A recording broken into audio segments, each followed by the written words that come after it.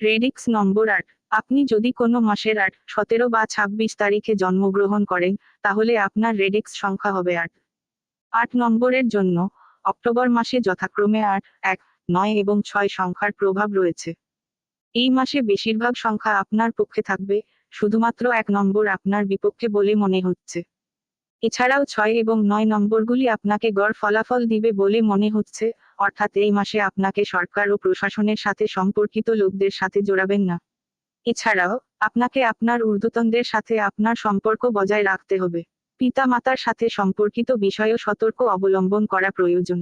আপনি যদি এটি করেন তবে আপনি এই মাসে আপনার কাজ এবং জিনিসগুলি ভালোভাবে গুছিয়ে নিতে সক্ষম হবেন। এই মাসটি ব্যবসা সংক্রান্ত বিষয়ে খুব ভালো বলা যাবে। এমনও হতে পারে যে আপনি আপনার পুরনো ব্যবসা ছেড়ে নতুন ব্যবসায় প্রবেশ করার চেষ্টা করছেন।